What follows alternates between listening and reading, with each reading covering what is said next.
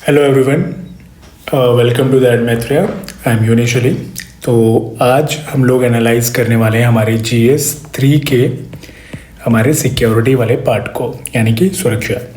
जैसा कि हम लोग जानते हैं कि अगर हम कुछ सालों का अगर हम क्वेश्चन पेपर का ट्रेंड देखें तो अराउंड 4 से 5 क्वेश्चंस हम लोग देख रहे हैं सिक्योरिटी से आ रहे हैं। इसका मतलब इस सब्जेक्ट की जो वेटेज है GS 3 में दैट इज़ अराउंड 20 to 25%, यानी कि 20 से 25% का इसका वेटेज है, यानी कि बहुत महत्वपूर्ण हमारा ये विषय है। तो इसको हम लोग हल्के में नहीं ले सकते, कहने का मतलब ये है। अब इसके साथ ना कुछ कुछ चीज़ें हमें ज़्यादातर हमें जो परेशान करती हैं वो ये हैं कि हम करंट अफेयर का काफ़ी हम लोग रोल देखते हैं। लेकिन अगर हम current affairs role play करता है, लेकिन एक अप्रोच के साथ अगर हम फॉलो करें सिक्योरिटी सब्जेक्ट को तो बहुत आराम से कंफर्टेबल तरीके से हम लोग कर सकते हैं। और कुछ बाउंसर्स आएंगे उसको हम लोग अच्छे से डील कर पाएंगे। मैं ये नहीं कह रहा हूँ कि बहुत अच्छा कर देंगे हम लोग, लेकिन हाँ, हम एक कंफर्टेबली हम उसको डील कर पाएंगे। तो अगेन हम लोग अपना वही पैटर्न फॉलो करेंगे। सिलेबस के हम एक एक कीवर्ड्स को उठाएंगे, उसके अंदर हमें क्या क्या अप्रोच रखनी है, क्या क्या चीज़ें हमें तैयार करनी है, एंड देन हम लोग देखेंगे PYQs को, क्या वो हमारी अप्रोच से वो चीज़ें आंसर हम लोग कर पाएंगे कि नहीं कर पाएंगे। तो शुरू करते हैं। तो सबसे पहले है ना, देखो हमें सिक्योरिटी का ठीक है, हमें सिलेबस दिया हुआ है UPPCS ने, लेकिन सिक्योरिटी सुरक्षा जो है हमारा जो विषय है उसको हमें ओवरऑल में समझना बहुत ज़रूरी है। ठीक है, तो एक तरीका ये है कि आपके सिक्योरिटी चैलेंजेस ओवरऑल क्या क्या है। ठीक है, एक और चीज़ ध्यान में रखना, बाद में शायद मैं भूल जाऊँ, सिक्योरिटी के जितने भी क्वेश्चंस होंगे उन सब में आपको मैप बनाना है।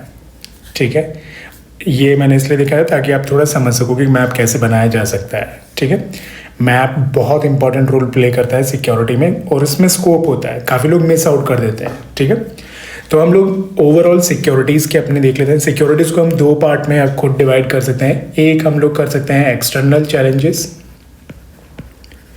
एक हम कर सकते हैं इंटरनल चैलेंजेस। ठीक है, आपको ये पसंद नहीं आ रहा, आप दूसरा करना चाह रहे हो तो आप एक कर सकते हो ट्रेडिशनल चैलेंजेस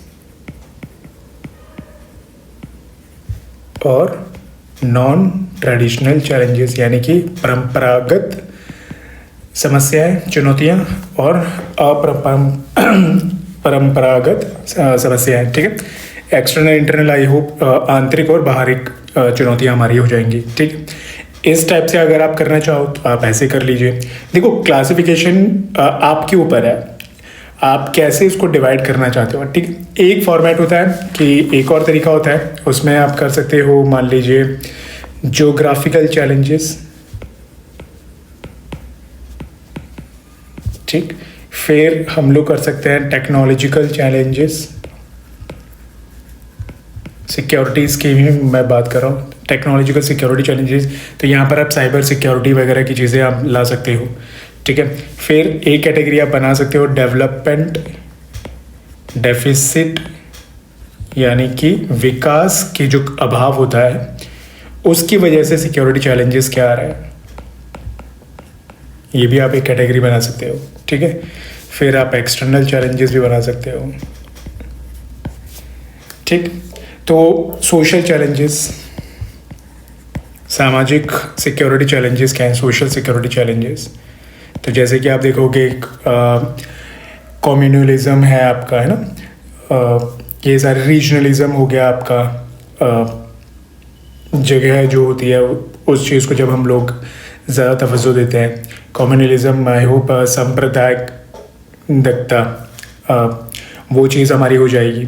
ठीक, तो ये आपकी मर्जी है, कई सारे चैलेंजेस हैं, आप उसको कैसे कैटेगराइज करते हो, कैसे ब्रॉड हेडिंग में आप रखते हो, इसमें आपको भी आसानी होगी याद करने में और आपके आंसर्स को अच्छा प्रेजेंटेशन मिलेगा। ठीक है, एक बार हम लोग ओवरऑल चैलेंजेस देख लेते हैं हमारे कौन कौन से हैं। ठीक है, इसमें सबसे अच्छी बात क्या है कि हमारा जो सिलेबस है अगर हम वो भी याद कर लें, वो सारे चैलेंज सिक्योरिटी चैलेंजेस ही है ना। जैसे कि हमारा टेररिज्म हो गया, एक्सट्रीमिज्म हो गया, फिर साइबर सिक्योरिटी हो गई, ये आपके सिलेबस में मेंशन है। ठीक है, इंसर्जेंसी हो गई, मनी लॉन्ड्रिंग हो गई, ऑर्गेनाइज्ड क्राइम हो गया, न्यूक्लियर प्रोलिफरेशन हो गया, ये सब आपके सिलेबस में लिखा हुआ है। इसमें अब हमें करना क्या है, मैं इसमें आपको कुछ और बताना चाह रहा हूँ, ठीक है। इसके अलावा और भी हमारे सिक्योरिटी चैलेंजेस यानी सुरक्षा की और भी समस्याएं चुनौतियां हैं, जैसे कि एनर्जी सिक्योरिटी, ऊर्जा, ठीक है, फूड सिक्योरिटी, खाद्य सुरक्षा, ये भी चैलेंज है हमारे लिए, ये भी हमारी सिक्योरिटी का पार्ट है, ठीक है, हम इसको इग्नोर कर देते हैं, ठीक है। फिर जैसे एपिडेमिक्स, जो बीमारी महामारी आपकी जो फैलती है, ये भी सिक्योरिटी चैलेंज है हमारे लिए, ठीक है। डिजास्टर, आपदा, ये भी तो हमारे लिए से चुनौती है, इससे भी तो हमें अपने आप को बचा के रखना है, ठीक है। या फिर आप क्लाइमेट चेंज कह लो, जलवायु परिवर्तन। तो मैं कहना क्या चाह रहा हूँ, ये तो आप हर कोई लिखेगा, ये एंगल आप लेकर आओ अपने आंसर्स में दिखाने के लिए कि भाई ये भी सिक्योरिटी के हमारे चैलेंजेस आते हैं, ठीक है। तो ये चीज़ है, इसलिए मेरा आइडिया था कि आप इसको करिए, ठीक है।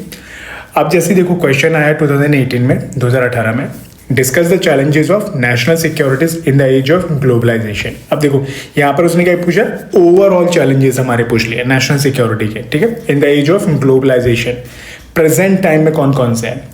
तो वो सारे आप लिखोगे, मनी लॉन्ड्रिंग, साइबर सिक्योरिटी, वो सारी चीज़ें आप लिखोगे, है ना। बट हमारा और भी तो चैलेंजेस हैं, नॉन कन्वेंशनल हमारी जो चैलेंजेस, जैसे मैंने कहा एनर्जी सिक्योरिटी, फूड सिक्योरिटी, ये सारी चीज़ें भी आप लिख सकते हो, ठीक है। फिर right a note on the challenges and their solution for law and order in Uttar Pradesh at the present time, ठीक है। तो 2018 में यूपी स्पेसिफिक नहीं थे आपके GS 4-5, तो इस टाइप से इसको पूछ लिया जाता था, ठीक है। तो वो ये लॉ एंड ऑर्डर भी हमारे सिक्योरिटी चैलेंज होता है। हिंदी में इस क्वेश्चन है, वैश्वीकरण के युग में राष्ट्रीय सुरक्षा की चुनौतियों पर चर्चा करें, वर्तमान समय में उत्तर प्रदेश में कानून व्यवस्था की चुनौतियां और समाधान पर एक लेख लिखें, ठीक है। अब हम लोग देखते हैं हमारे जो सिलेबस में जो मेंशन है, यानी कि challenges of international securities, issues of nuclear proliferation, यानी कि अंतर्राष्ट्रीय सुरक्षा की चुनौतियां और परमाणु प्रसार के मुद्दे, ठीक।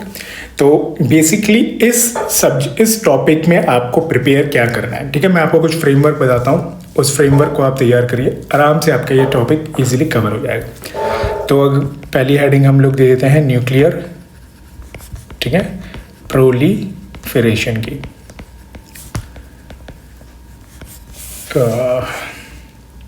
यानी कि परमाणु प्रसार, ठीक है। अब इसमें हमें क्या करना है, सबसे पहले आपको नीड क्या है, ज़रूरत क्या है न्यूक्लियर वेपन्स, ये प्रोलिफरेट जो हो रहा है, ये प्रसार जो हो रहा है, इसकी ज़रूरत क्या पड़ रही है। एक तरीके से हम लोग एडवांटेजेस की बात कर रहे हैं। मैं एक चीज़ आपको बताऊंगा, देखो आपको उसकी मीनिंग समझनी बहुत ज़रूरी है। आप वर्ड बाय वर्ड अगर आप जाओगे कि भाई शब्द बाय शब्द हमें मिल जाए, तो बहुत परेशानी होगी, फिर आपकी तैयारी गलत डायरेक्शन में जा रही है। हमें उसका समझना है, ठीक है। नीड फॉर न्यूक्लियर प्रोलिफरेशन, यानी कि परमाणु प्रसार की ज़रूरत क्यों पड़ी, तो इसका मतलब क्या है कि उसके कुछ फ़ायदे होंगे ना, तो ये एक तरीके से एडवांटेजेस ही होगी हमारी, ठीक है। फिर दूसरा आपको क्या तैयार करना है कि डेवलपमेंट स्टेटस क्या है इनका। तो यहां पर अब आपको पता होना चाहिए कौन सी कंट्रीज न्यूक्लियर आपकी पावर्ड कंट्रीज कहा जाता है, ठीक है। परमाणु जो जिनके पास है, कितने उनके पास आपके जो न्यूक्लियर है उसके स्टोर उन्होंने कर रखा है, ठीक। या फिर कुछ भी अगर रिसेंटली इंडिया कुछ प्रोजेक्ट बना रहा है तो वो चीज़ें आपको पता होनी चाहिए, ठीक। तो स्टेटस क्या है, स्टेट क्या है इस न्यूक्लियर प्रोलिफरेशन का, ठीक है, ये आपको पता होना चाहिए। इसके अलावा इससे समस्याएं क्या आ रही है, इश्यूज क्या आ रहा है, ये हमें पता करना है, ठीक है। यानी कि यहाँ पर देखो हम एडवांटेजेस की बात कर रहे हैं परमाणु की, उसके फायदों की, यहाँ पर हम नुकसान की बात कर रहे हैं, ठीक। अब इसके कुछ नुकसान हैं, तो अब इसको हमें क्या करना होगा, कंट्रोल मैकेनिज्म लाना होगा, यानी कि नियंत्रण करना होगा इस पर। अब नियंत्रण करने के आपके दो लेवल पर होंगे, ठीक है, दो स्तर पे हम लोग इस पे नियंत्रण कर सकते हैं। एक अंतरराष्ट्रीय स्तर पर, ठीक है, यानी कि इंटरनेशनल लेवल पर हम कुछ कर सकते हैं। दूसरा हम लोग नेशनल लेवल, मतलब अपनी तरफ से हम लोग कुछ इसमें ला सकते हैं, राष्ट्रीय स्तर पर हम क्या इस पर नियंत्रण ला सकते हैं, ठीक है। तो हमारे लिए इंपॉर्टेंट आता है इंटरनेशनल लेवल, ठीक है। नेशनल लेवल पर भी हम लोग क्या करेंगे, जो हमारी न्यूक्लियर डॉक्ट्रिन है, ठीक है, तो न्यूक्लियर से हमारी डॉक्ट्रिन है परमाणु वाली, है ना, रणनीति, तो वो हमें पता होनी चाहिए वो क्या है हमने, और उसके क्या फायदे हैं, क्या उसकी लिमिटेशंस हैं, क्या उसकी सीमाएं हैं। इंटरनेशनल पर अब आपको तैयार करनी होंगी ट्रीटीज, आई होप ये आपको पता होंगी, ठीक है। तो कई तरह की आपकी ट्रीटीज आई हुई हैं, ठीक है, जो संधि है आपकी उनको, ठीक है, जितनी भी संधिज हैं आपकी वो आपको पता होनी चाहिए इसमें, क्योंकि वो क्या करेगा, कोई भी संधि उठा लेगा और उसके बारे में पूछना शुरू कर देगा। तो अगर आपको संधि के नहीं पता है तब हम फंस जाएंगे। तो संधि में क्या तैयार करना है, उसके फीचर्स क्या है, ठीक है, उसके फायदे क्या है, मतलब जो चीज़ अचीव करना चाह रही है एक तरीके से फीचर्स ही आपके उसके हो जाएंगे। दूसरा जो हमें इंपॉर्टेंट है, इसकी लिमिटेशंस क्या है, यानी कि उसकी सीमाएं क्या है उस संधि की। और उस संधि में, क्योंकि आप एक चीज़ देखोगे, इंडिया क्या है, परमाणु जितनी भी संधियां हुई हैं हमारी, उस पर उसने हस्ताक्षर नहीं करे, मतलब उसको साइन नहीं करता है, ठीक है। तो ये रीजंस आपको पता होने चाहिए कि why India not join this, क्या कंसर्न रहा है। एक तरीके से ही देखोगे वो उसकी लिमिटेशंस ही बता रहा है कि इंडिया ने इस वजह से उसको ज्वाइन नहीं करा है, यानी कि उस संधि का हिस्सा नहीं बना है, क्या क्या कारण रहे हैं ये हमें तैयार करना है, ठीक है। तो ये हमारा पूरा सब्जेक्ट को कवर अप कर लेता है। अब हम लोग देख रहे हैं क्वेश्चन कैसे कैसे आए हैं। देखो, nuclear deterrence is only effective alternative to counter the deadly genocidal nuclear weapon, analytically explain this statement. Hindi में, घातक नरसंहारक परमाणु हथियारों का मुकाबला करने के लिए परमाणु निवारण ही एकमात्र प्रभावी विकल्प है।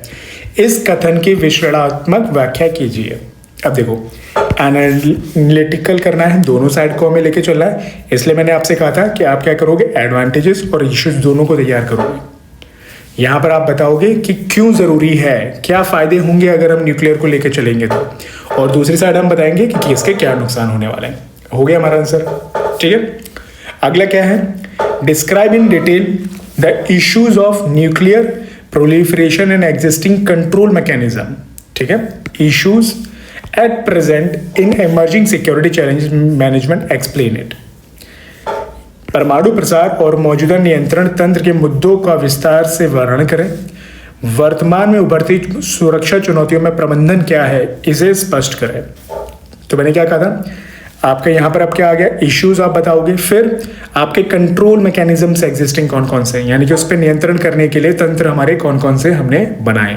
तो हमारे दो स्तर पे हम बात करेंगे, हमारे अंतर्राष्ट्रीय स्तर पर और राष्ट्रीय स्तर पर, है ना, नेशनल और इंटरनेशनल पे। और हमें, मैंने क्या बताया था, उसी चीज़ को आपको एनालाइज भी करना है कि भाई इसके क्या फीचर्स हैं और क्या उसकी सीमाएं हैं। तो यही आ गया, इश्यूज आ जाएंगे वो, ठीक है। फिर at present emerging security challenge में मैनेजमेंट, यानी कि उसमें क्या क्या चैलेंजेस आ रहे हैं, हमें लिमिटेशंस क्या हैं, यही इसमें लिखना है। अब देखो अगला क्वेश्चन क्या पूछा है, how can India stand on issues on nuclear, how is होना चाहिए था, ठीक है, how can India stand on issue of nuclear proliferation example, ठीक है। परमाणु प्रसार के मुद्दे पर भारत का रुख कैसा हो सकता है, उदाहरण। तो अब इंडिया का स्टैंड हमें कहाँ से पता चलेगा, यहाँ से हमें पता चलेगा जहाँ हमने इसको तैयार किया था कि क्यों इंडिया इन जो अंतर्राष्ट्रीय संधियाँ हो रही हैं उसका क्यों हिस्सा नहीं बन रहा है। यहाँ से हम लोग बता पाएंगे, यही लिमिटेशंस होंगी कि भाई आप क्या करते हो, आप कहते हो कि न्यूक्लियर प्रोलिफरेशन पे हम लोग कंट्रोल करेंगे, आप खत्म करने पे बात नहीं करते हो। तो यानी कि जो पहले से जिसके पास हथियार न्यूक्लियर हो गया वो तो फिर रखेगा, तो इससे क्या होगी, इनइक्वालिटी क्रिएट होगी। तो यही इंडिया का मेजर आपका स्टेक रहता है ना। तो यहाँ से आप इजीली उसको पॉइंट आउट कर सकते हो, आप अच्छा आंसर लिख सकते हो, ठीक है। तो जो मैं आपको चीज़ समझाना चाह रहा हूँ कि अगर हम लोग इस तरीके से अप्रोच करेंगे, चाहे वो किसी भी लैंग्वेज में पूछ रहा हो, क्वेश्चन एक बार हम समझ गए, कंटेंट हमारे पास ऑलरेडी है, ठीक है। नेक्स्ट जो हमारा टॉपिक है वो है हमारा cause and spread of extremism, यानी कि उग्रवाद के कारण और प्रसार। अब इसमें हमें क्या करना है, देखो इसमें जो हमारा फ्रेमवर्क रहेगा वो रहेगा आपके एक्सट्रीमिज्म है। अब देखो इसमें ना, अब काफ़ी चीज़ों में आप देखो कि सेम ही फ्रेमवर्क हमारा चलने वाला है, ठीक है। एक्सट्रीमिज्म की डेफिनेशन आपको पता होनी चाहिए, क्या डेफिनेशन होती है एक्सट्रीमिज्म, ठीक है। एक्सट्रीमिज्म के कॉज क्या क्या है, क्या कारण है कि एक्सट्रीमिज्म आया, ठीक है, या फिर बढ़ रहा है। इसके बाद क्योंकि देखो इसने खुद कहा है कॉजेज एंड स्प्रेड, तो ये हमारे लिए वैसे इंपॉर्टेंट हो जाता है, ठीक है। स्प्रेड, अब देखो स्प्रेड का है ना दो तरीके होंगे, एक हम लोग देंगे हिस्टोरिकल तरीके से, यानी कि कितना उसका प्रसार हुआ है, ठीक है। तो हम लोग ऐतिहासिक टाइमलाइन से भी चल सकते हैं, ऐतिहासिक तौर पर कि भाई इंडिपेंडेंस के बाद क्या हुआ, 1960 के दशकों में क्या हुआ, 1970 के दशकों में कैसे बढ़ा, कम हुआ, क्या हुआ, क्योंकि यहाँ पर हमें थोड़ा सा डेटा फैक्ट की बात करनी होगी, ठीक है। या फिर एक और हम लेंगे हिस्टोरिकल के साथ साथ हम लोग लेंगे रीजनल भी, ठीक है, यानी किन किन जगह पर ये फैल रहा है, ठीक है, किन स्टेट्स में फैल रहा है, किन स्टेट में फैल रहा है तो वहाँ पर कम हो भी रहा है कि नहीं हो रहा है, ये सारी चीज़ें हमें पता होनी चाहिए। इस पार्ट के लिए हमें करना होगा डेटास को यूज़, ठीक है। यहाँ पर हमें कुछ अपने डेटा को तैयार करना होगा। अब इसके बाद ये इंपॉर्टेंट है, कॉजेज देख लिया, स्प्रेड देख लिया, ये तो सिलेबस में इसने कह दिया। अब एक्सट्रीमिज्म के कॉन्सिक्वेंसेस क्या है, क्या प्रभाव है, इम्पैक्ट क्या होने वाला है, ठीक है। तो कॉन्सिक्वेंसेस वही होंगे आपके, इकोनॉमी पे क्या इम्पैक्ट करेंगे ये लोग अगर एक्सट्रीमिज्म बढ़ता है तो, ठीक है, यानी कि हमारे आर्थिक जो आर्थिक स्थिति है उस पर क्या इम्पैक्ट करेगा या अगर ये उग्रवाद को बढ़ावा मिलता है, ठीक है। सिमिलरली हमारे समाज पे क्या इसका प्रभाव पड़ने वाला है अगर उग्रवाद बढ़ता है तो, ठीक है, या फिर उग्रवाद रहता है तो। सिमिलरली पॉलिटिकल लेवल पे क्या होने वाला है हमारा, है ना, राजनीतिक स्तर पे हम इस पे क्या है प्रभाव पड़ेगा अगर उग्रवाद आता है तो। ये सारे कॉन्सिक्वेंसेस हमें अपने तैयार करने हैं, ठीक है, क्योंकि एक्सट्रीमिज्म अब हमारा आ रहा है, उग्रवाद आ रहा है, अब इसको नियंत्रण भी करना होगा, तो कुछ हम लोग मेजर्स लेंगे, ठीक है, कुछ प्रयास करेंगे हम लोग। तो अब जो प्रयास किए जाएंगे इसको कंट्रोल करने के, नियंत्रण करने के कदम उठाए जाएंगे, वो दो चीज़ पे उठाएंगे, एक गवर्नमेंट उठाएगी, एक हम लोग अपनी तरफ से वे फॉरवर्ड रखेंगे, ठीक है। यहाँ पर हम लोग इंडिविजुअल लेवल तो नहीं हम लोग कर पाएंगे, ठीक है, बट हाँ साइबर सिक्योरिटी वगैरह में हम इंडिविजुअल लेवल पे भी ले जा सकते हैं, ठीक है। बट यहाँ पर क्या है कि हमारे पास गवर्नमेंट जो कर रही है, सरकार जो कर रही है, उसके अलावा भी क्या हमारे समाधान हो सकते हैं, तो यहाँ पर हम उनकी लिस्ट बनाएंगे, ठीक है। अब देखो गवर्नमेंट क्या करेगी, सरकार क्या क्या कर सकती है, सरकार करेगी कोई स्ट्रैटेजी लेकर आएगी, ठीक है, कोई रणनीति लेकर आएगी, कोई पॉलिसी लेकर आएगी उसको डील करने के लिए, ठीक है, या फिर कोई स्कीम्स निकालेगी, ठीक, या कोई प्रोग्राम लॉन्च करेगी, कोई कार्यक्रम लॉन्च करेगी उसको करने के लिए। यहां से आपका करंट अफेयर उठेगा। तो क्या उसने रिसेंटली अभी कुछ किया है इस चीज के लिए, तो ये चीज हमें तैयार करनी है और इसका हमें क्या करना है, क्या फीचर्स हैं उसके, ठीक है, क्या उसके फायदे होंगे, एडवांटेजेस क्या हैं, क्या वो अपने टारगेट जो उसको दिया गया है उसको अचीव कर पाएंगे, उसको पूर्ण रूप से पा पाएंगे, और उनकी लिमिटेशंस क्या होंगी, उनकी समस्याएं क्या है, इसको हमें एनालाइज करना है। वे फॉरवर्ड को एनालाइज नहीं करना। गवर्नमेंट जो जो स्ट्रेटजीज जो स्कीम्स लेकर आ रही है, कुछ प्रोग्राम्स लेकर आ रही है, उसको हम लोग एनालाइज करेंगे। क्वेश्चन यहीं से आपका आ जाएगा, ठीक है। अब देखो क्वेश्चन क्या आया है, discuss the corrective strategies needed to win the left wing extremism doctrine affected citizen back into the mainstream of social and economic growth.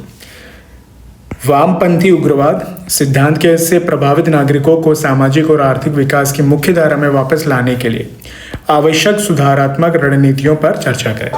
अब देखो यही मैंने कहा था डिस्कस करना है। अब यहाँ पर इन्होंने क्या करा, इस वाले पार्ट से सवाल पूछा स्ट्रेटजीज पॉलिसीज, अब उसी का हमें क्या करना था, एनालिसिस करना था, डिस्कस करना था कि क्या क्या किया है, उसके क्या फायदे हैं और क्या नुकसान, अभी क्या क्या समस्याएं सीमाएं हैं उसकी, क्या क्या चैलेंजेस है, उसको हम लोग देख रहे हैं कि वो अभी भी काम नहीं कर पा रही है। यही चीज़ हमें इसको करनी थी। ठीक है, अब देखो एक्सट्रीमिज्म वगैरह को है ना सॉल्व करने के 2-3 तरीके होते हैं सरकार की तरफ से। एक हम लोग लेते हैं सॉफ्ट पावर अप्रोच और एक हम लोग लेते हैं हार्ड पावर। सॉफ्ट पावर में क्या करते हैं, हम लोग विकास की बात करेंगे, डेवलपमेंट की बात करेंगे, है ना।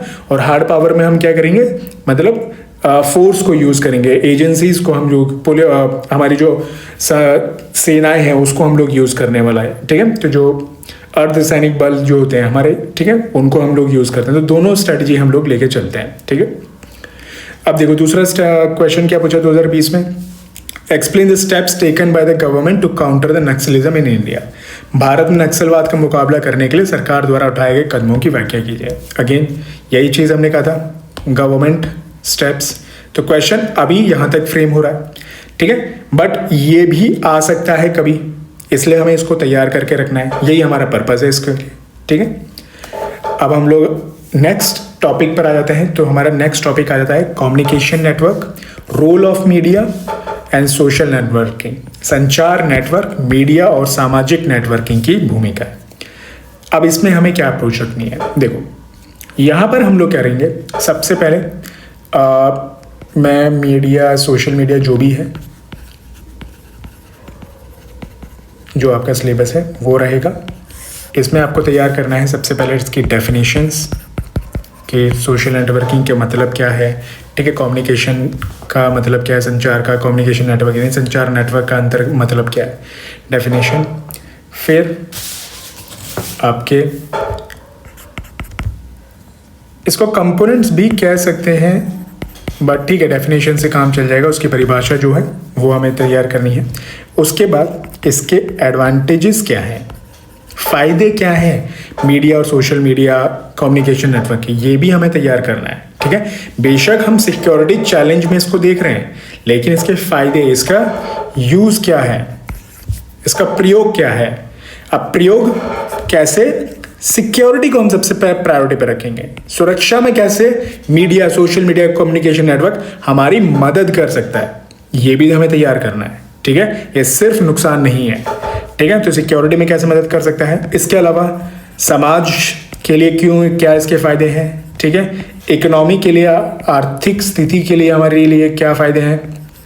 ठीक, बहुत सारे आ जाएंगे, पॉलिटिकल राजनीति, जो आप बताओगे कैसे पॉलिटिकल अवेयरनेस, जागरूकता, राजनीतिक जागरूकता फैलाने में सोशल मीडिया बहुत हेल्प करती है। ठीक है, अकाउंटेबिलिटी इंश्योर करने में कितनी अच्छी हेल्प करती है ना। तो ये सारी चीज़ें आपके तैयार करनी है एडवांटेजेस को भी। उसके बाद अब आएंगे हम डिसएडवांटेजेस पे, यानी कि उसके दुष्प्रभाव क्या हैं, मिसयूज कह सकते हैं हम एक तरीके से कि भाई मीडिया सोशल मीडिया कैसे मिसयूज किया जाए। अब देखो एडवांटेजेस, मिसयूज, डिसएडवांटेज, मिसयूज, यही सिनोनिम्स है ना एक तरीके से, एक ही शब्द को अलग अलग, एक ही अर्थ जो है उसका मतलब जो है वो एक ही है, लेकिन शब्द अलग अलग लिए जा रहे हैं। यही चीज़ हमें समझनी है क्वेश्चन में। क्वेश्चन को अगर हम एक बार समझ गए, समझ पूछ क्या रहा है, आप अपने में भरोसा रखिए, आप जो भी अपने नोट्स बना रहे हैं वो इनफ हैं इसके लिए। ठीक है, अब देखो डिसएडवांटेज ऑब्वियसली यहाँ पर हम लोग लेके चलेंगे सिक्योरिटी में। सबसे पहले हम लोग, ठीक है, कि सुरक्षा में किस तरीके से सोशल मीडिया और मीडिया नुकसान दे रहे हैं। तो ठीक है, अब इसके भी देखो हमारे कई सारे कंपोनेंट्स अगर हम बनाना चाहें बन सकते हैं। तो सिक्योरिटी में क्या है, जैसे मैंने कहा था स्टार्टिंग में, सिलेबस याद कर लो। सिलेबस अगर आपको पता है कि हमारे सिलेबस में क्या क्या सिक्योरिटी की, सुरक्षा की चुनौतियां दिखी गई हैं, वो भी फ्रेमवर्क लेके जाओगे, आराम से आप डील कर लोगे। फॉर एग्जाम्पल जैसे टेररिज्म, आतंकवाद के लिए सोशल मीडिया कैसे जिम्मेदार है। ठीक है, ऑर्गेनाइज्ड क्राइम के लिए कैसे जिम्मेदार है सोशल मीडिया, या फिर ऑर्गेनाइज्ड क्राइम कैसे यूज कर रही है सोशल मीडिया को अपने फायदे के लिए। ठीक है, एनिमी कंट्रीज कैसे सोशल मीडिया को यूज कर सकती है या फिर मिसयूज कर सकती है हमारे सिक्योरिटी के लिए। तो ये सारे आपके आ जाएंगे डिसएडवांटेज, और भी आपके हैं बाकी सोशल, इकोनॉमिकल, पॉलिटिकल, वो भी आप तैयार करेंगे। अब देखो, अब इसमें क्या होगा,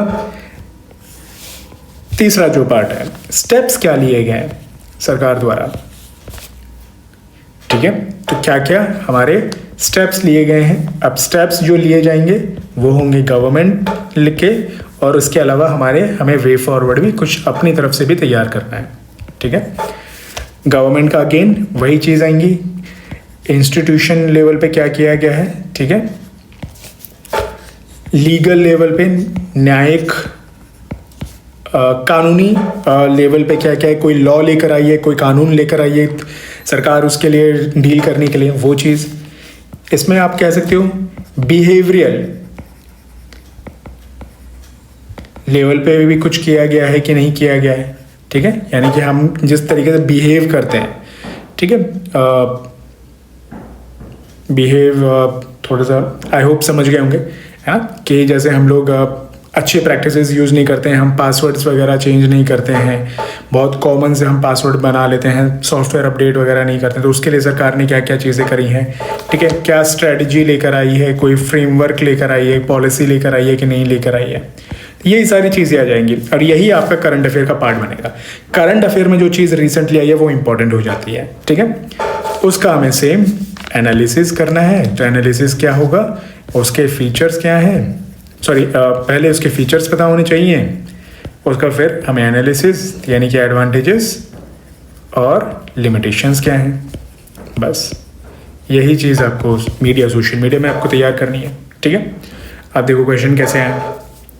how far the social media can be utilise as a significant tool in strengthening the national security, explain. अब देखो जहाँ पर भी आता है हाउ फार, यानी कि किस हद तक राष्ट्रीय सुरक्षा को मजबूत करने में सोशल मीडिया एक महत्वपूर्ण उपकरण के रूप में किस हद तक उपयोग किया जा सकता है, स्पष्ट करिए। यानी कि आपको क्या बताना है, आपको उसकी पॉजिटिव बतानी है प्लस उसकी नेगेटिव यानी लिमिटेशंस भी बतानी है, उसकी सीमाएं भी बतानी है। इस क्वेश्चन में ये दोनों पार्ट बनेंगे और ये चीज़ हमने पहले से तैयार कर लिया, एडवांटेजेस डिसएडवांटेजेस। सबसे प्रायोरिटी में हमने सिक्योरिटी को रखा है, मिस यूज़ वाले में भी सिक्योरिटी को हमने पूरा ऊपर रखा है, सुरक्षा को। ठीक है, अब 2013 में पूछा गया role of media and social networking is important in internal security. आंतरिक सुरक्षा में मीडिया और सोशल नेटवर्किंग की भूमिका महत्वपूर्ण है।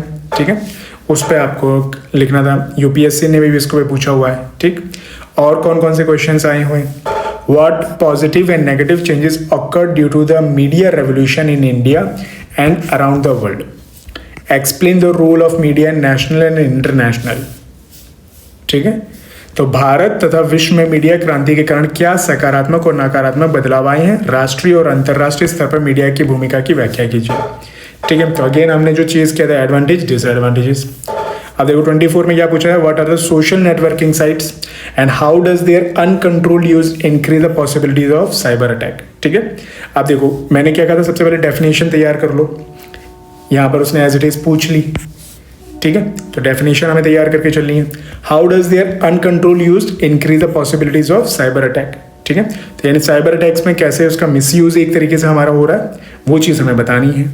ठीक, तो सामाजिक संजाल स्थल क्या होते हैं और इनका अनियंत्रित उपयोग साइबर हमलों की संभावनाओं में किस प्रकार की वृद्धि करता है। ठीक है, साइबर क्राइम के लिए भी एक मैं आपको फ्रेमवर्क बताऊंगा। ठीक है, तो आपका था बेसिक्स ऑफ साइबर सिक्योरिटी यानी साइबर सुरक्षा के मूल बातें। इसमें हम लोग क्या फ्रेमवर्क यूज करेंगे, देखो इसमें भी वही चीज चलेगी हमारी। अब देखो इसको साइबर क्राइम कह लो, साइबर सिक्योरिटी कह लो, मतलब एक ही निकलेगा। ठीक है, अब इसमें क्या करना है, सबसे पहले अगेन डेफिनेशन क्या है वो तैयार करनी है, फिर टाइप्स कौन कौन से हैं, टाइप्स ऑफ साइबर क्राइम्स। ठीक है, वो आपको तैयार करने हैं। ठीक, फिर इन साइबर क्राइम का कॉन्सिक्वेंसेस क्या है, ठीक है, या इम्पैक्ट क्या पड़ेगा। एक तरीके से हम लोग नेगेटिव ही रखेंगे, क्या प्रभाव क्या पड़ रहा है, साइबर क्राइम क्यों हमारे लिए इतना बड़ा इशू बन रहा है, क्या इसके नुकसान क्या है, एक तरीके से यही चीज़ पूछ रहा है। ठीक है, हम क्यों साइबर क्राइम के बारे में इतना सोच रहे हैं, तो यही चीज़ आपको तैयार करनी है। उसके बाद आपके चैलेंजेस क्या क्या आ रहा है इन कंट्रोलिंग साइबर क्राइम। ठीक है, तो यानी कि हम जो साइबर क्राइम उसको नियंत्रण करने में हमें क्या क्या चैलेंज आ रहे हैं, या फिर इसको एक तरीके से ये उल्टा ये कह सकते हो कि साइबर क्राइम के क्या विशेषता है कि वो फैल रहा है, यानी कि कॉज के रीजंस क्या है, ये भी आप कह सकते हो। जैसे कि आप देखो अनोनिमिटी होती है ना, कि कौन हो क्या है कुछ पता नहीं चलता, बहुत फास्ट होता है, बहुत जल्दी वायरल हो जाता है, रीच बहुत ज़्यादा है। ऐसा नहीं कि कुछ लोगों तक है, आपने यहाँ करा है, मान लीजिए आप ऑस्ट्रेलिया तक, अमेरिका तक आप अपना मैसेज को कन्वे कर सकते हो, वहाँ से आप कंट्रोल कर सकते हो, ठीक है। तो रीच बहुत ज़्यादा है इसकी, ठीक है। तो साइबर क्राइम बढ़ने के सबसे क्या क्या रीजन है, या फिर इनके अपनी खुद के क्या एट्रीब्यूट्स हैं, ठीक है। ये सेम ही चीज़ आएगी आपकी, चाहे वो कुछ भी पूछ ले, आप लिखोगे यही चीज़, और यही चीज़ लिखनी है हमें, ठीक है। फिर इसके बाद हम लोग बात करेंगे स्टेप्स की, कि क्या क्या कदम उठाने हैं इसको कंट्रोल करने के लिए। तो अगेन वही चीज़ है कि गवर्नमेंट क्या कर रही है और हमें क्या करना चाहिए, ठीक है। वे फॉरवर्ड यहाँ पर हम लोग इंडिविजुअल लेवल भी कह सकते हैं, इंडिविजुअल लेवल पे यानी कि एक आदमी अपने लेवल पे भी क्या क्या चीज़ें कर सकते हैं। गवर्नमेंट की वही चीज़ें आ जाएंगी कि कोई स्ट्रेटजी, कोई फ्रेमवर्क तो नहीं लाया गया है, ठीक है, कोई पॉलिसी तो नहीं लाई गई है, ठीक, कोई इंस्टीट्यूशन तो नहीं कोई बनाया गया है, ठीक है।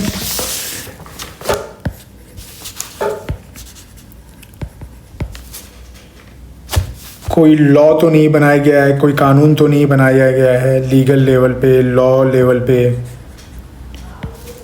ठीक। कैपेसिटी बिल्डिंग भी हम कह सकते हैं कि उसमें क्या होगा कि आपको स्किलिंग करवाई जाएगी, ट्रेनिंग करवाई जा रही है, ठीक है। तो ये भी है, इन्हीं का आपको क्या करना है, आपको एनालाइज करना है। अब यहीं से देखो करंट अफेयर इंपॉर्टेंट हो जाता है, क्योंकि करंट अफेयर में आपको ये चीज़ तैयार करनी है कि भाई सरकार कर क्या रही है, अभी क्या नया लॉ ये लाई है, यू क्या करेगा, वो उठाएगा उसको एनालाइज करवा देगा आपसे, ठीक है। अब देखो कैसे क्वेश्चंस आए हैं। What is cyber security science, mention its importance. तो साइबर सुरक्षा विज्ञान क्या है, इसका महत्व बताइए, ठीक है। तो हमने क्या कहा था, अब देखो महत्व बताने के लिए क्या इंपॉर्टेंट है, कॉन्सिक्वेंसेस क्या है साइबर सिक्योरिटी, साइबर क्राइम के, क्राइम बढ़ रहा है तो यानी कि यही चीज़ तो पूछी गई है। साइबर सिक्योरिटी साइंस की ज़रूरत क्यों है, क्यों साइबर क्राइम होगा तो उससे क्या हो जाएगा, ये नुकसान हो जाएगा। तो अगर हमारे पास साइबर सिक्योरिटी साइंस होगी तो हम ये नुकसान होने से बचा लेंगे। इसलिए मैं कह रहा हूँ कि अगर हम सही अप्रोच करेंगे, चाहे वो घुमा के कुछ भी पूछ ले, अगर आपका कंट्रोल है आप सब्जेक्ट पे, ठीक है, सिलेबस आपको अच्छे से समझ आ चुके हो, आप बहुत आसानी से आंसर कर दोगे, ठीक है। फिर आपका आता है what are the various types of cyber crime, जैसे हमने कहा था टाइप्स ऑफ साइबर क्राइम पर तैयार करना है हमें, ठीक है। How can you protect your self from the cyber crimes. अब देखो steps taken at individual level हमने बात करी थी, वे फॉरवर्ड लेवल पे, ठीक है। तो ये हमारा तैयार हो ही रहा है। तो विभिन्न प्रकार के साइबर अपराधों के बारे में बताइए और आप अपने साइबर अपराधों से कैसे सुरक्षित रख सकते हैं, ठीक है। 24 में क्या पूछा है, व्हाट इज डिजिटल अरेस्ट। अब देखो जो करंट अफेयर था इस यहाँ से आया, ठीक है। Which are the states most affected by the problems of digital arrest in India in the last 3 years, ठीक है। Mention the effective measures taken by government of India in this direction. देखो डिजिटल अरेस्ट क्या है, विगत 3 वर्षों में भारत में digital arrest की समस्याओं से सर्वाधिक प्रभावित राज्य कौन से हैं, इस दिशा में भारत सरकार द्वारा उठाए गए प्रभावी उपायों का उल्लेख कीजिए, ठीक है। तो यानी कि गवर्नमेंट स्टेप्स ये हमें तैयार करना था, साइबर क्राइम वाला हम तैयार करेंगे, ठीक है। अब देखो इसमें जो सेकंड पार्ट है, which are the states most affected by the problems of digital literacy, digital arrest, ठीक है। तो विगत 3 वर्षों में भारत में डिजिटल अरेस्ट की समस्या से सर्वाधिक प्रभावित राज्य कौन से हैं। देखो ऐसा है कि हमारे पास कोई सच डेटा तो है नहीं, एनसीआरबी ने कोई डेटा तो नहीं निकाला है इसके बारे में कि कौन से राज्य। यहाँ पर हमें वो चेक क्या करना चाह रहा है कि आपकी लॉजिकल थिंकिंग कैसी है। अब देखो सबसे ज़्यादा डिजिटल अरेस्ट होने के चांसेस वहाँ हैं जहाँ पर हमारी डिजिटल इलिटरेसी है ना, यानी कि हमारी जो डिजिटल साक्षरता है वहाँ जहाँ कम होगी वहाँ हमारे पास होने के चांसेस ज़्यादा है ना, ठीक है। तो यानी प्रभावित पूछा गया है तो हम लोग वो उठा सकते हैं कि भाई ये राज्य हैं जहाँ पर हमारी डिजिटल लिटरेसी हमने देखा है कम है, तो उनके प्रभावित होने के चांसेस ज़्यादा हैं, ठीक है। वही आपको करना था इसमें, तो कुछ अलग से आपको ये नहीं था कि सर इसको हम तैयार करेंगे, ठीक है। तो जैसे मैंने कहा था थोड़ा सा स्टेट जो स्प्रेड वगैरह जैसे एक्सट्रीमिज्म वगैरह में हम लोग यूज़ कर रहे थे, ठीक है। तो साइबर सिक्योरिटीज़ में डिजिटल अरेस्ट में क्या होता है कि वो रीजनल लेवल पर हम ले जा ही नहीं सकते ना, वो तो बहुत ही पैन ग्लोबल लेवल पे चलता है, वो उसका तो कोई सीमा ही नहीं है साइबर की, ठीक है। तो बट इस टाइप के अगर सवाल आते हैं तो उसको घबराना नहीं है, उसको इस तरीके से, इस लॉजिक से हमें सॉल्व करना है, ठीक है। फिर हम लोग आएंगे दूसरे, आपका आएगा describe about cyberdome, explain how it can be useful in controlling the internet crimes in India. देखो ये वाला पार्ट ठीक है, हम लोग समझ सकते हैं कि भाई नहीं पढ़ा होगा आपने, ठीक है। हालांकि ये यूपीएससी ने भी पूछा था तो उसका तो रिपीटेड था, तो अगर आप यूपी पीसीएस में जा रहे हो और यूपीएससी के सवाल नहीं कर रहे हो, ठीक है, तो फिर ये गलती है। बट अगर मैं अज्यूम कर लूँ कि अगर नहीं भी कराया, ठीक है, ये वाला पार्ट हम लोग मानते हैं कि करंट अफेयर था, नहीं डील हो सकता, बट ये तो डील हो सकता था। Explain how it can be useful in controlling the internet crimes, ठीक है। तो ये तो हम बता सकते हैं ना कि कुछ भी सिक्योरिटीज है तो कैसे वो कंट्रोल करने में हेल्प करेगा हमारे जो इंटरनेट क्राइम्स को हैं।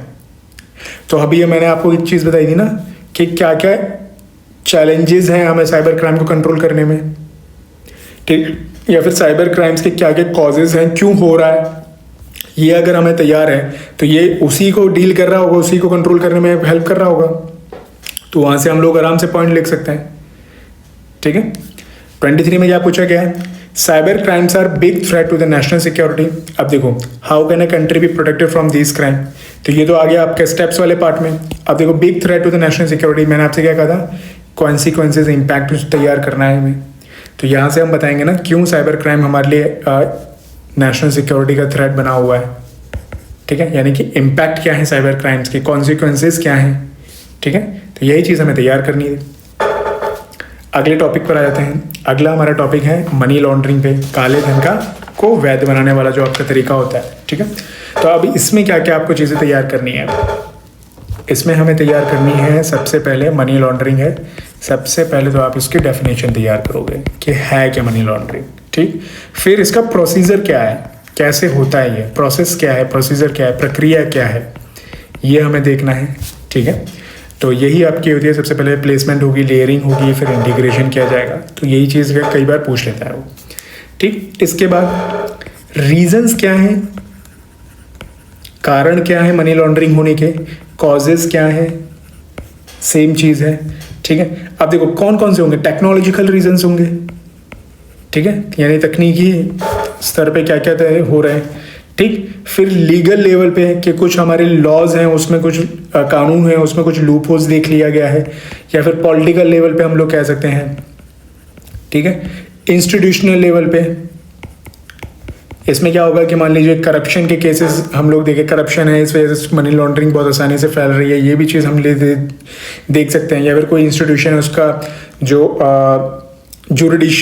जुरिडिक्शन है, यानी कि जो उसका काम करने का जो दायरा है जो है वो लिमिटेड है, ठीक है, उस जगह वो काम नहीं कर पाता है। तो ये सारी चीज़ें हम लोग कर सकते हैं। फिर इकोनॉमिकल रीजंस क्या क्या हैं, आर्थिक कारण क्या है, ठीक है, जैसे कि ग्लोबलाइजेशन हो रहा है, इस टाइप से वो इंटीग्रेशन हो रहा है, बहुत जल्दी हो रहा है, तो इस वजह से मनी लॉन्ड्रिंग को करना बहुत आसान हो जा रहा है।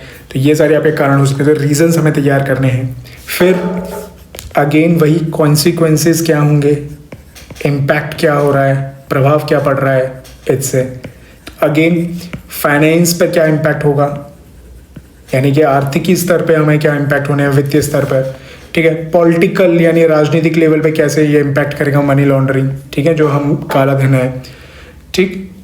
फिर हम लोग बात करेंगे क्राइम नेटवर्क को कैसे ये आपराधिक या फिर ऑर्गेनाइज्ड क्राइम को कैसे ये हेल्प कर रहा है, ठीक है, यानी फंडिंग सोर्सेज का काम करेगा ना, तो ये वहाँ पर इसको फ़ायदा करेगा, ठीक। फिर हम लोग बात कर सकते हैं इंस्टीट्यूशन को कैसे ये इम्पैक्ट कर रहा है, ठीक है। कहने का मतलब ये है कि इम्पैक्ट्स की हम लोग बात कर रहे हैं कि कैसे इसका प्रभाव पड़ रहा है अलग अलग चीज़ों पे, ये भी हमें तैयार करके चलना है, ठीक। और इसके बाद हम लोग क्या करेंगे, स्टेप्स की बात करेंगे, कदम क्या उठाए जा रहे हैं उसको कंट्रोल करेंगे, वो आपको पता है, ये गवर्नमेंट और अलग से वे फॉरवर्ड, ठीक है। गवर्नमेंट के यहाँ पर कुछ अगर कोई लॉ लेकर आई है, कोई स्ट्रेटेजी लेकर आई है, ठीक है, तो वो सारी चीज़, या कोई स्कीम लेकर आई है, वो सारी चीज़ हम लोग इसमें देखेंगे, ठीक है। क्वेश्चन देख लेते हैं। Analyse the money laundering and human trafficking as a non traditional security challenges, ठीक है।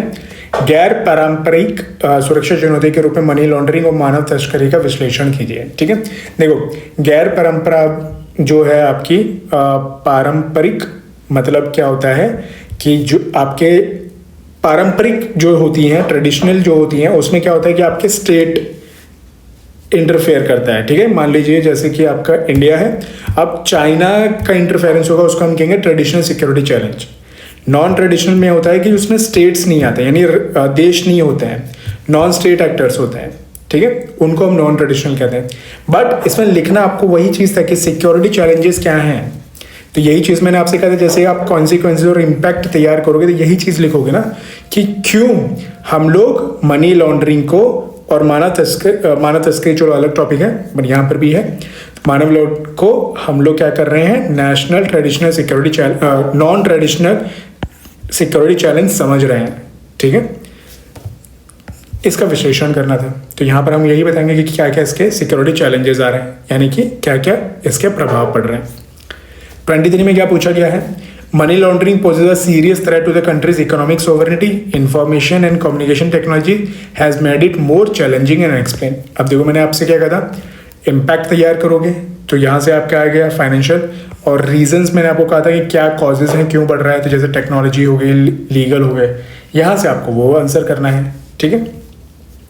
रिपीटेड क्वेश्चन फ्रॉम यूपीएससी 2013, तो हमने कहा था जैसे यूपीएससी से काफ़ी चीज़ें कॉपी होता है। ह्यूमन ट्रैफिकिंग की अगर हम बात करेंगे, ठीक है, तो ह्यूमन ट्रैफिकिंग भी ऑलमोस्ट सेम ही स्ट्रक्चर चलेगा यहाँ पर भी। इसमें हम लोग क्या करेंगे, ह्यूमन ट्रैफिकिंग हुई,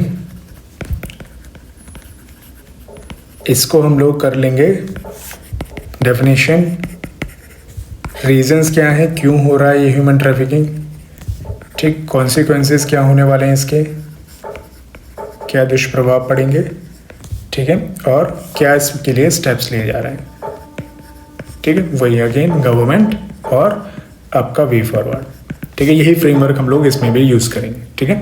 तो क्वेश्चन क्या आया एक बार देख लेते हैं हम लोग। तो क्वेश्चन आया, analyse the money laundering and human trafficking as a non traditional security challenge, तो जो हमने अभी देखा था, है ना। तो क्या यहाँ पर भी अगेन वही कॉन्सिक्वेंसेज से हम लोग इसको पार्ट उठा लेंगे।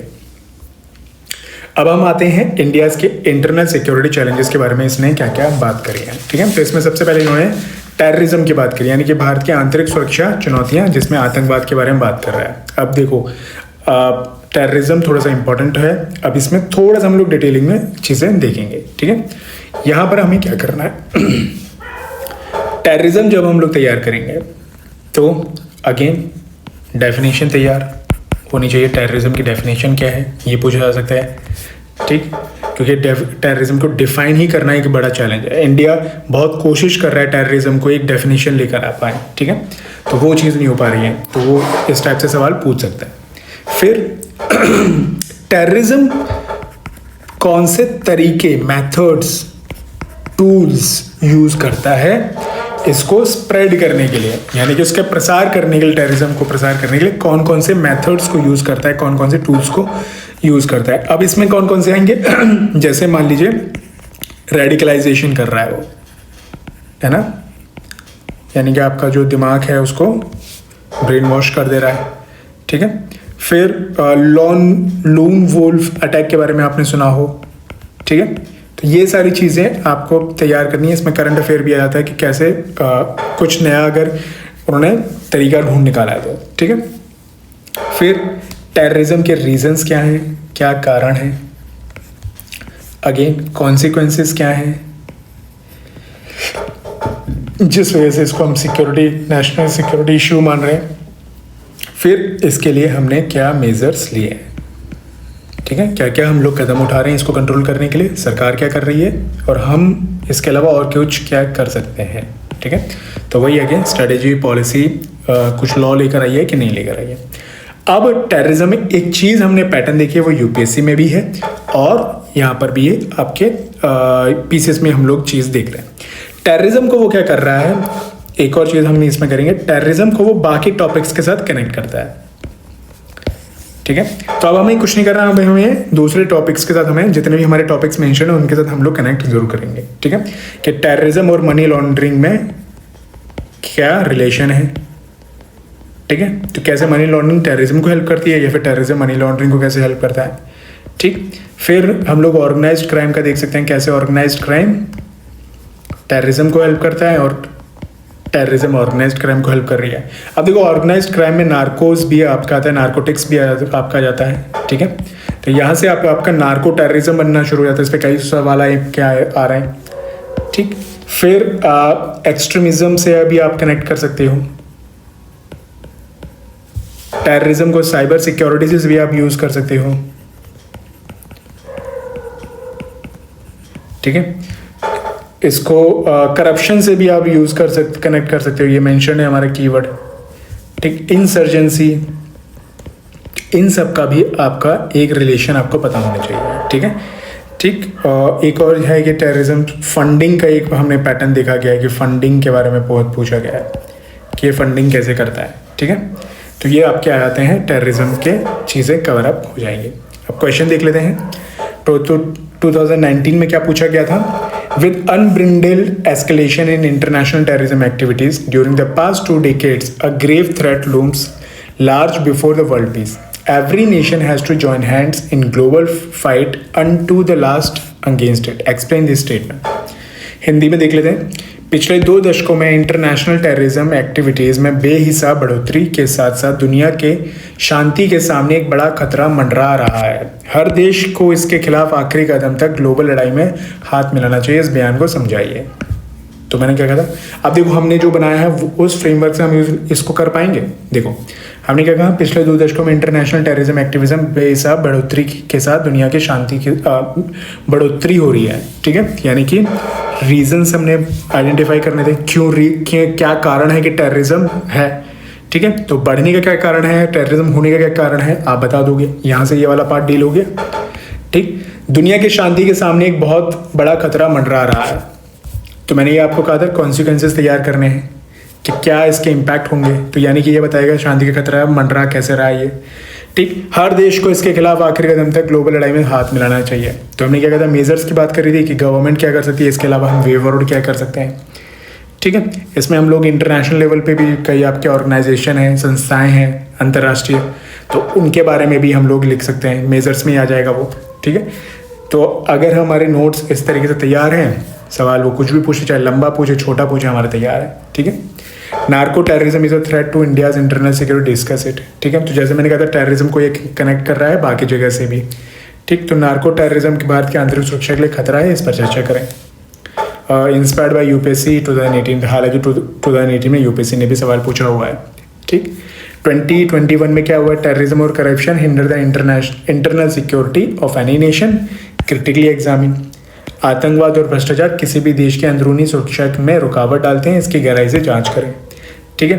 तो टेररिज्म और करप्शन को या तो चाहे आप कनेक्ट करके कर लो या फिर अलग अलग कर लो। तो जैसे मैंने कहा था टेररिज्म के क्या करने हैं, हमें कॉन्सिक्वेंसेस बताने हैं, यही आपका नेशनल सिक्योरिटी बन जाता है, ठीक है।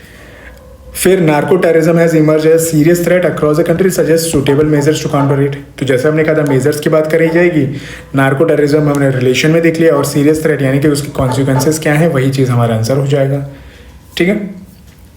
अब हम आते हैं करप्शन पे। करप्शन पे क्या करना है हमारा फ्रेमवर्क, करप्शन पे फ्रेमवर्क भी देखो, अब ऑलमोस्ट सिक्योरिटी के फ्रेमवर्क वही चीज़ चलेंगी, ठीक है।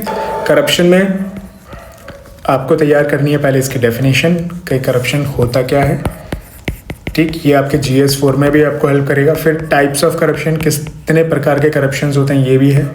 रीजंस क्या हैं करप्शन होने के, ठीक है, बढ़ने के, होने के, ये पता होने चाहिए, ठीक है। कई तरीके होते हैं, हिस्टोरिकल रीजंस भी हैं, ठीक है, ऐतिहासिक कारण भी हैं आपके, ठीक, जिसमें हम लोग ब्रिटिशर्स को ब्लेम करते हैं, ठीक। हालांकि बहुत पुराना चला था। सो एथिक्स के में अगर ये सवाल पूछता है वहाँ आप लिख सकते हो, गवर्नेंस में पूछता है वहाँ लिख सकते हो, बट सिक्योरिटी में हम लोग करप्शन को कुछ और तरीके से लिखेंगे, ठीक है। तो बट रीजंस हमें पता होने चाहिए। फिर कॉन्सिक्वेंसेस क्या होंगे करप्शन से, क्या प्रभाव पड़ेगा अगर करप्शन बढ़ रहा है, तो वही चीज़ हम कहेंगे कि भाई नेशनल सिक्योरिटी को इम्पैक्ट करेगा। तो कैसे करेगा वही सवाल बना लेता है वो, ठीक। फिर स्टेप्स क्या क्या लिए गए हैं, वही चीज़ आप लिखोगे, सरकार ने क्या करें और इसके अलावा हम और क्या कर सकते हैं, वे फॉरवर्ड हो जाएगा, ठीक है। सवाल देखो, analyse the corruption as a threat to the national security, ठीक है, वही चीज़ मैंने कहा था, कॉन्सिक्वेंसेस आप लिखोगे। Terrorism and corruption hinder the internal security, critically examine, तो ये हमने देख ही लिया, ठीक है। यहाँ पर अब टेररिज्म के बारे में पूछ लिया है, अगेन सेम चीज़ जो इस यहाँ से रिपीटेड है। अब हम आते हैं अगले वाले इशू पे, तो दैट इज ऑफ इंसर्जेंसी। अब देखो इंसर्जेंसी हमारा क्या है, एक्सट्रीमिज्म से ही ऑलमोस्ट मेल खाएगा। ठीक, अब इसमें भी हम लोग क्या करेंगे, इंसर्जेंसी पहले तो इसके डेफिनेशन देखेंगे, ये होता क्या है, फिर इसके कॉज क्या है, क्या कारण है इंसर्जेंसी होने के। ठीक, फिर हम लोग बात करेंगे स्टेट क्या है, यानी स्प्रेड क्या है, प्रसार कहाँ तक फैला हुआ है ये। ठीक, तो इसमें अगेन हम लोग हिस्टोरिकल भी जा सकते हैं, ठीक है, और रीजनल भी जा सकते हैं। ठीक है, कि कितने कहाँ ये फैला हुआ है। एक्सट्रीमिज्म वाली फ्रेमवर्क हम यहाँ पर भी यूज़ करेंगे। अगेन कॉन्सिक्वेंसेज हम लोग देखेंगे, क्या इम्पैक्ट होते हैं। ठीक, फिर गवर्नमेंट मेजर्स क्या क्या कदम उठा रही है, सॉरी मेजर्स गवर्नमेंट क्या उठा रही है, और इसके अलावा और हम क्या कर सकते हैं। ठीक है, तो ये हो जाएगा इंसर्जेंसी का बढ़ने का। ठीक, what is meant by insurgency, तो जैसे हमने कहा डेफिनेशन पूछ डाली है, explain detail the state of insurgency north eastern India after independence. ठीक है, तो अगेन वही इंडिपेंडेंस के बाद यहाँ पर आप देखो हिस्टोरिकल भी जा रहा है कि इंडिपेंडेंस के बाद आपको थोड़ी टाइमलाइन पता होनी चाहिए, और in detail the state of insurgency. ठीक है, तो आज़ादी के बाद उत्तर पूर्वी भारत में उग्रवाद की स्थिति के बारे में विस्तार में बताइए। ठीक, तो आपको थोड़ा सा हिस्टोरिकल ऐतिहासिक भी आपको बताना चाहिए, प्लस रीजनल पे भी आप बताओगे कि कैसे ये बढ़ रही है, कैसे ये कम हो रही है, ये भी आपको दिखाना होगा इसमें। अब हम आते हैं आपके ऑर्गेनाइज्ड क्राइम यानी संगठित अपराध में। ठीक है, तो ये फेमस मूवी आपने देखी होगी पुष्पा। ठीक है, काफ़ी लोगों के फेवरेट हीरो भी हैं, but at the end of the day he was a part of organised crime, एक संगठित अपराध के हिस्सेदार थे। ठीक है, चलिए, कोई किसी की फीलिंग हर्ट नहीं कर रहे हैं हम लोग, ठीक है, जो उनके फ़ैन हैं। अब हम इसमें देख लेते हैं इसमें हमें क्या क्या फ्रेमवर्क यूज़ करना है। ठीक है, तो ऑर्गेनाइज्ड क्राइम में हम लोग जो फ्रेमवर्क यूज़ करेंगे वो रहेगा, अगेन डेफिनेशन क्या है, टाइप्स क्या है, कितने प्रकार के ऑर्गेनाइज्ड क्राइम है। ऑर्गेनाइज्ड क्राइम सिर्फ एक नहीं है। ठीक है, तो जैसे पुष्पा थे, तो जो आपके रेड सेंडर्स की है ना, लाल उसकी लकड़ी की तस्करी करते हैं ये, तो ये भी ऑर्गेनाइज्ड क्राइम, तो ये भी आपका वो आता है, टाइप्स आता है। ठीक है, फिर आपके नार्कोटिक्स का आता है, ड्रग्स का आपका आता है, इसलिए मैंने कहा था कि ऑर्गेनाइज्ड क्राइम के अंदर ही ड्रग्स आ रहे होते हैं। ठीक है, तो कितने तरीके आपके ऑर्गेनाइज्ड क्राइम, वो टाइप्स ही आपको तैयार करनी है। फिर रीजंस क्या हैं ऑर्गेनाइज्ड क्राइम होने के यानी फैलने के। ठीक है, प्रोलिफरेशन, इसका प्रसार क्यों हो रहा है। ठीक है, क्यों फल फूल रही है ऑर्गेनाइज्ड क्राइम। ठीक, फिर कॉन्सिक्वेंसेस क्या है, इसके इम्पैक्ट है, क्यों हम ऑर्गेनाइज्ड क्राइम को एक थ्रेट मान रहे हैं सिक्योरिटी। फिर अगेन क्या स्टेप्स लिए जा रहे हैं इसके लिए, वो आपको पता ही है। ठीक है, यहाँ पर कुछ नया आया है, उसको गवर्नमेंट मेजर है या फिर कुछ किया जा सकता है, उसको हम लोग देख लेंगे। ठीक है, तो अब देखो ऑर्गेनाइज्ड क्राइम में अभी तक सवाल नहीं आया, बट इन फ्यूचर वो पूछ सकता है। ठीक है, क्योंकि सिलेबस में ये मेंशन है। अब हम आते हैं अगले वाले पार्ट पर। यहाँ से हम लोग देख रहे हैं कि काफ़ी सवाल आ रहे हैं इन दो टॉपिक से। ठीक है, एक आपका सिक्योरिटी फोर्सेस और आपके जो हायर डिफेंस ऑर्गेनाइजेशंस पे है। यहाँ पर थोड़ा सा करंट अफेयर का भी चीज़ें हम लोग देख रहे हैं। अब इसके लिए मैं थोड़ा सा आपको फ्रेमवर्क दूंगा, यहाँ थोड़ा सा आपको ज़्यादा मेहनत करनी पड़ सकती है। ठीक है, पहला आता है role, kind and mandate of security forces, सुरक्षा बलों की भूमिका, प्रकार और अधिदेश। ठीक, अब सबसे पहले हम लोग आइडेंटिफाई करेंगे कि हमारी सिक्योरिटी फोर्सेस होती कौन कौन सी है। ठीक है, तो सबसे पहले आपकी आती है आर्म्ड फोर्सेस, यानी कि जिनके पास शस्त्र होता है। ठीक है, आर्म्ड फोर्सेस में कौन कौन सी आएंगी, आपकी आर्मी, नेवी और एयरफोर्स, ये तीन ही होती हैं आपकी।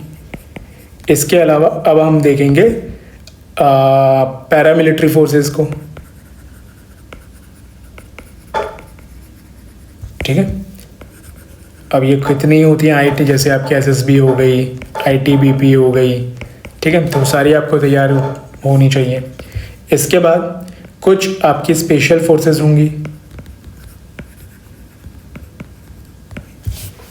है ना, एनएसजी हो गई आपकी, तो ये आपकी कुछ स्पेशल फोर्सेस होंगी, ये भी हमें थोड़ा सा तैयार करना है। इसके बाद लॉ एंड ऑर्डर की भी जिम्मेदारी होती है, तो यहाँ पर आपकी पुलिस आ गई। सिक्योरिटी फोर्सेज है। अब देखो यहाँ पर मैं इसको एजेंसीज को भी मैं यहाँ पर यहीं पर ले रहा हूँ। अगर आप चाहो तो एजेंसी को हायर ऑर्डर ऑर्गेनाइजेशन में ले लो। देखो क्वेश्चन वो ये तो बता के नहीं देगा कि हमने इस वाले पार्ट से पूछा है, क्योंकि दोनों का मोरलेस सेम ही है। तो या यहाँ से आप एजेंसी हो सवाल आ सकता है, ठीक है। या फिर आप दूसरा जो पार्ट है आपका ये वाला higher defence organisation in India, तो वहाँ पर भी आप इसको ले जा सकते हो, कोई इसमें इशू नहीं है, ठीक है। तो एजेंसीज में आपकी कौन कौन सी आएंगी, जैसे CBI हो गई, NIA हो गई, ठीक है, रॉ हो गई, IB हो गई, ये सारी आपकी एजेंसीज हो गई। अब ये हमारी सिक्योरिटी फोर्सेस हो गई। अब इसमें हमें तैयार क्या क्या करना है, ठीक है। तो तैयार आप करोगे, सबसे पहले इनका मैंडेट क्या है, इन सब फोर्सेस का थोड़ा सा तैयार करोगे, ठीक है। या तो आप टेबल बना के चल डालो, ठीक है, बट कॉम्प्लिकेटेड हो जाएगा। बट ये फ्रेमवर्क आप यूज़ करके मैंडेट क्या है, फिर इनका रोल क्या है। रोल में आप इनके कुछ अचीवमेंट्स भी उठा सकते हो कि इन्होंने कुछ अच्छा करा हो, कुछ अचीव करा हो, जो आपके करंट अफेयर का पार्ट बन सकता है, ठीक। फिर चैलेंजेस क्या क्या है,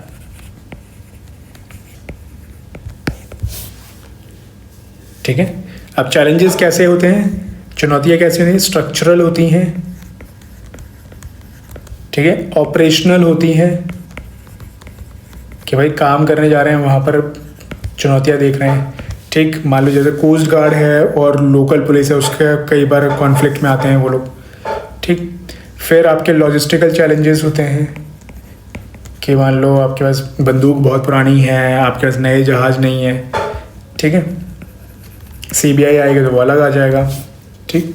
तो ये सारे आपके आ जाएंगे। फिर आपके ने स्टेप्स क्या लिए हैं। अब स्टेप्स में क्या होंगे, कुछ या तो कोई रीसेंट रिफॉर्म तो नहीं लिया गया उसके रिगार्डिंग, ठीक है, या फिर कोई फ्रेमवर्क तो नहीं बनाया गया कुछ नया, कोई स्ट्रैटेजी तो नहीं बनाई गई है, ठीक। फिर रिफॉर्म्स में और क्या कैसे हो सकते हैं, एक PPP मॉडल का भी पूछा जाता है, ये इंपॉर्टेंट है। जैसे हम लोग फंडिंग वगैरह का जाता है तो PPP एक रिफॉर्म्स हम देख रहे हैं। फिर R&D पर कोई नया स्टेप तो नहीं लिया गया, अगर लिया गया है तो उसको हमें क्या करना है, एनालाइज भी करना होगा, ठीक है। यही फ्रेमवर्क हम लोग अपनी हायर ऑर्डर वाले के लिए भी लेके जाएंगे, ठीक है, कुछ अलग ज़्यादा नहीं करना है, ठीक है। अब देखो question, analyse the governments of India's Agniveer plan in the light of India's defence need, ठीक है। अग्निवीर मैंने क्या कहा था, कोई रिफॉर्म्स लाया गया है, ठीक है, कोई फ्रेमवर्क स्ट्रेटजी चेंज करी गई है, ठीक है, तो उसको हमें एनालाइज करना है। तो यहाँ पर यही चीज़ पूछ ली गई। दूसरा क्या है, what are the internal security challenges faced by India, give out the role of central intelligence and investigative agency tasked to counter such threats, ठीक है। भारत को अंदरूनी सुरक्षा के कौन कौन से चैलेंज का सामना करना पड़ रहा है, ऐसे खतरों से निपटने के लिए बनाई गई सेंट्रल एजेंसी और इन्वेस्टिगेटिव एजेंसीज की भूमिका बताइए। तो ये वाला देखिए, ये वाला जो पार्ट है जो हमने सबसे पहली स्लाइड में किया था कि इंटरनल सिक्योरिटी हमारी ओवरऑल कौन कौन सी है, ठीक है, वो तैयार होनी चाहिए। तो यहाँ वहाँ से ये सवाल का जवाब हो जाएगा। दूसरा हमने क्या था, role of central intelligence and investigative agencies, तो ये हमने बताई थी ना एजेंसीज, CBI, NIA, रॉ, IB, यही तो चीज़ है हमारी। इसी का हमें क्या करना था, ये वाला फ्रेमवर्क लिखना था। चैलेंजेस क्या हैं, काम क्या कर रही है, बस, ठीक है। Give out the role of intelligence task to counter such threats, कहने की क्या क्या काम कर रही हैं उस थ्रेट्स को बचने के लिए।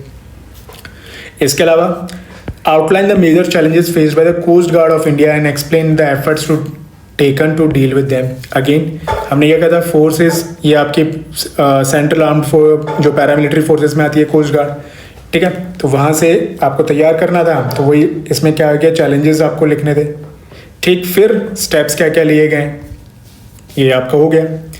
Discuss the kind of functions kinds and the function of civil defence, how much is it effective in Uttar Pradesh, ठीक है। तो अगेन सिविल डिफेंस अगर आप देखो तो ये आपका लॉ एंड ऑर्डर वगैरह से भी आप ले सकते हो, तो वहाँ से आ जाएगा। And how much it is effective, यानी कि हमें क्या करना है, उसके अचीवमेंट्स और उसके लिमिटेशंस की बात करनी है। तो ये वाला जो फ्रेमवर्क आपको बताया था, ठीक, उससे हो जाएगा। अब हम आते हैं दूसरे वाले पार्ट में, higher defence organisation in India. तो इसमें भी सेम चीज़ आती है। इसमें मैं बता दूं कि हम लोग कौन कौन से हायर ऑर्डर डिफेंस ऑर्गेनाइजेशन मांग रहे हैं, ठीक है। तो हायर ऑर्डर आपके जो डिफेंस ऑर्गेनाइजेशंस हैं, सबसे पहले आपकी आएगी NSC, नेशनल सिक्योरिटी काउंसिल। ठीक है, तो उसका स्ट्रक्चर आपको पूरा पता होना चाहिए। ठीक, यहीं से आपके फिर NSA आएंगे, नेशनल सिक्योरिटी एडवाइज़र। ठीक, फिर आपकी एक होती है कैबिनेट कमेटी ऑन डिफेंस, ये भी हमें करना है। फिर हमारे CDS, ठीक है, चीफ ऑफ डिफेंस स्टाफ्स, ये भी हमारे इसी में आते हैं, higher order defence order organisations में। फिर हमारी एक DPC होती है, डिफेंस प्लानिंग कमेटी। ठीक, DRDO भी हम लोग यहाँ पर रख सकते हैं। ठीक, तो हायर ऑर्डर के R&D वगैरह अगर कर रहे हैं, इसमें भी हमारे सेम चीज़ चलेगी, कैबिनेट कमेटी ऑन ये सिक्योरिटी होती है सॉरी। ठीक, इसमें भी वही चीज़ हमारा फ्रेमवर्क चलेगा। कोई भी हम एजेंसी ले रहे हैं कि भाई इसको रोल क्या है, मैंडेट क्या है, किस लिए बनाई गई है वो, उसके फंक्शंस क्या हैं और रिस्पॉन्सिबिलिटीज़ क्या हैं, कौन कौन से वो लिमिटेशंस फेस कर रहे हैं, यानी कौन कौन सी समस्याएं चुनौतियां वो फेस कर रहे हैं, उनको आ रही हैं। फिर स्टेप्स क्या क्या लिए गए हैं, जिसमें आपका आ जाएगा रीसेंट रिफॉर्म्स कुछ लिया गया है कि नहीं उससे रिगार्डिंग। ठीक है, जैसे कि मान लो एक आपका था इंटीग्रेटेड थिएटर कमांड के बारे में आपने सुना हो। ठीक है, ये आपका हो गया। अब देखते हैं क्वेश्चंस।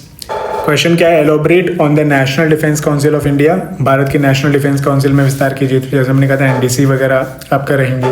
ठीक है, फिर what is a public private partnership model in defence. तो जैसे हमने ये पहले वाले में हमने देखा था कि डिफेंस में जो रिफॉर्म्स वगैरह किए जा रहे हैं उसमें PPP मॉडल्स वगैरह को भी इंट्रोड्यूस काफ़ी न्यूज़ में रहता है। यही चीज़ आप स्पेस टेक्नोलॉजी में भी देखोगे तो कैसे PPP किया हम फ़ायदे उठा सकते हैं, ये सारी चीज़ें आपकी आ रही हैं। ठीक है, अच्छा इसमें एक नेशनल डिफेंस काउंसिल रह गई। ठीक है, ये भी हम तैयार कर लेंगे। या फिर कोई नई करंट अफेयर में आई आपकी जो चल रही होगी वो इंपॉर्टेंट हो जाती है यहाँ पे।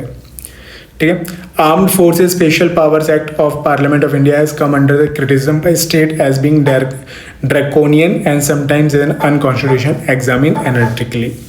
भारत की संसद का सशस्त्र बल विशेष अधिकार अधिनियम राज्यों को कठोर और कभी कभी असंवैधानिक होने के कारण आलोचना का शिकार हुआ है। इसका विश्लेषणात्मक परीक्षण कीजिए। तो जैसे मैंने कहा था कोई रिसेंट रिफॉर्म्स लाया गया है, यानी कि कोई लॉ आपका एक्ट है उस पर चीज़ न्यूज़ में आ रही है। ठीक है, तो ये आप देखोगे काफ़ी इंपॉर्टेंट न्यूज़ में रहता है, खासकर आपके JNK वाले एरिया में। ठीक, और ये UPSC का रिपीटेड भी है, तो वहाँ से हम लोग इसको आइडिया लगा सकते हैं। फिर what is revolution in military affairs in security perspective in India, explain the higher defence organisation in India. ठीक है, तो revolution in military affairs in security perspective, तो ये एक तरह से करंट अफेयर ही था और आपके डील से करने के लिए। ठीक, और एक्सप्लेन करना है higher defence organisation in India, तो वो जो हमने बनाया था कि भाई ये हमारे हैं, ये इनका काम है, उससे हो जाएगा। फिर आधा mention the role of Indian defence DRDO in India security setup, तो हमें रोल के बारे में बताना है। Discuss the function of national security council, तो ये हमने देखा, ये नेशनल सिक्योरिटी काउंसिल उसके बारे में पूछ लिया गया है इस बार। ठीक, तो ये हमारा ओवरऑल व्यू है जो सिक्योरिटीज़ जो हमारा सिलेबस है उसको लेकर, कि अगर हम लोग एक सही अप्रोच से लेकर जाएं। ठीक है, जैसे हायर डिफेंस ऑर्गेनाइजेशन हो गया से, या फिर कोई फोर्स होगी, यहाँ पर करंट अफेयर को थोड़ा डोमिनेंस हो जाता है। तो अगर हम करंट अफेयर को अगर हम लेके चलेंगे, बट फ्रेमवर्क हमारा तैयार होना चाहिए कि अब जब भी हम करंट अफेयर पढ़ रहे हैं तो इस ढांचे के साथ तैयार करके हम लोग चलें, तो सवाल के अच्छे तरीके से हम लोग इसको डील कर पाएंगे। So thank you, I hope आपको सुरक्षा वाला जो है उसका एनालिसिस समझ आया होगा। Thank you everyone.